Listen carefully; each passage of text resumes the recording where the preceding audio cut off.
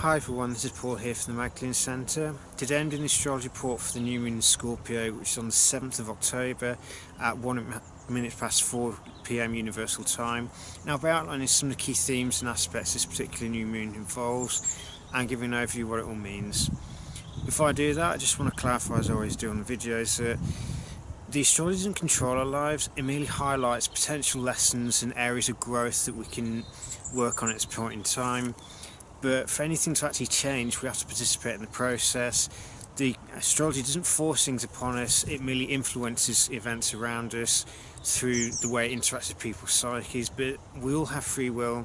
It's up to each and every one of us to decide how we can best use the energy available that will benefit ourselves and benefit the people around us.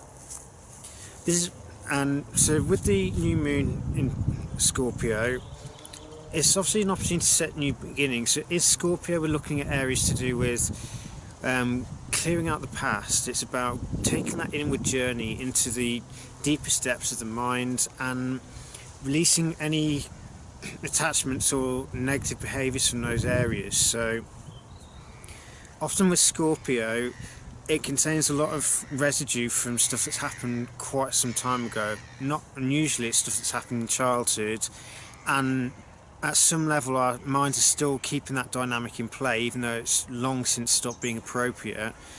So one of the things necessary to really engage with the new moon is that first and foremost we actually have to be honest with ourselves about our emotional tendencies or our emotional triggers, and see, are they actually right, or are they appropriate for who we are now, or is this something that's been brought over from the past? We actually really need to let go of it now, because if we're not careful it's going to cause more harm than good for ourselves.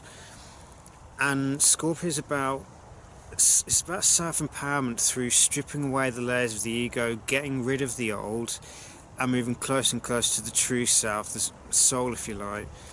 But it requires that we have the courage to be honest with ourselves, and it's not just about emotional habits from the past, it's also be honest with where do we have a tendency to try and control people, or where do we keep the past alive in order to justify vengeful thoughts, justify rage, jealousy, issues around this.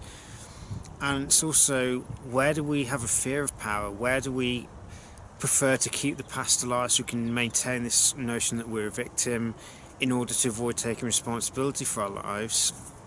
And instead, where do we need to learn to embrace forgiveness? Where do we need to learn to let go of the past, to strip away these old dysfunctional behaviours and obsessive thought patterns?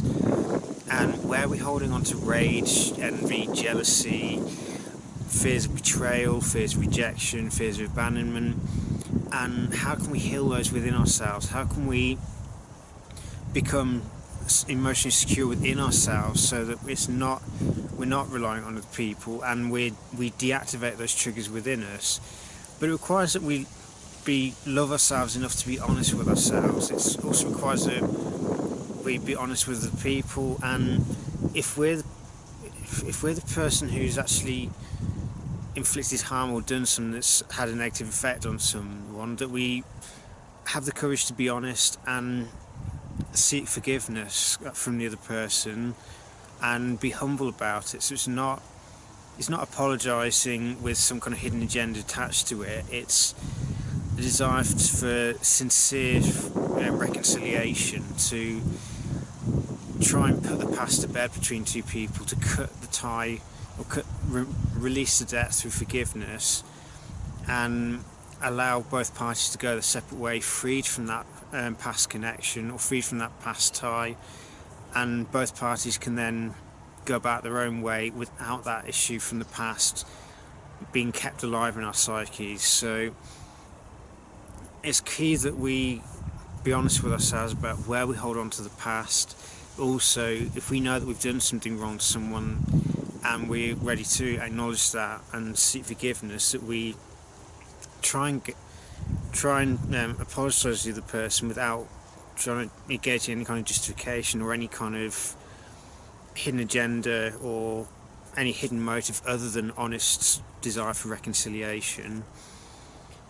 Scorpio also deals with our most intimate relationships, so one of the key areas here is also where do we have any kind of deep-seated fear of truly true intimacy which breaks down the walls of the ego, and it's where do we have any kind of fears of rejection or any issues from the past that cause us to avoid that level of intimacy. But Scorpio demands authentic.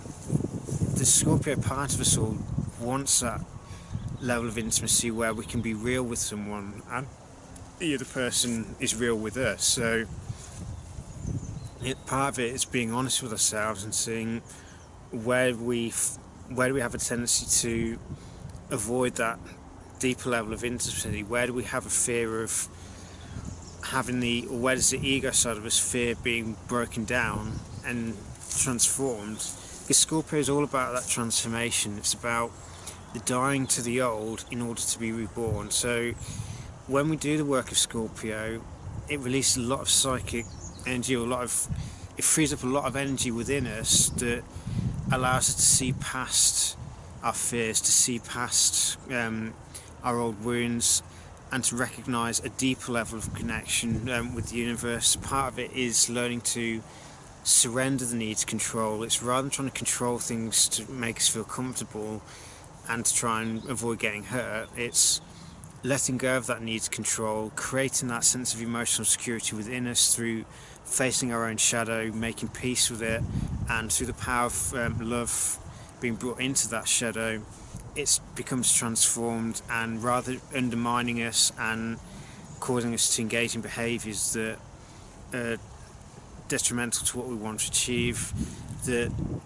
we reveal the gifts within the shadow, the unclaimed parts of ourselves that hold real gifts that can empower us but are currently stuck behind that shadow, and only through piercing through the shadow, bringing our light into the shadow, transforming it through love and acceptance, that these gifts can be unearthed. But forgiveness, both for ourselves where we've let ourselves down or let others down in the past, and forgiveness for others who have hurt us intentionally or unintentionally.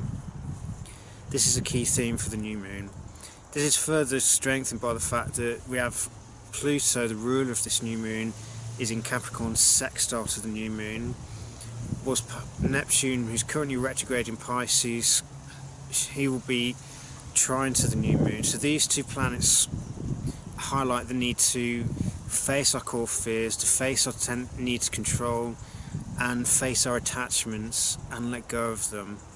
Neptune in Pisces in particular helps us to dissolve the attachments to the past, to the attachments to wounds, through embracing unconditional love for ourselves and for others, to bring compassion and empathy into the picture and use these to heal ourselves, and then try to seek remediation with other people, seek reconciliation to help them heal if that person's ready to it. Obviously not everyone will be able to forgive for whatever reason, we just have to accept that. But if we have done something to hurt someone in the past and we want to make remedial action, then this is a good time for doing it.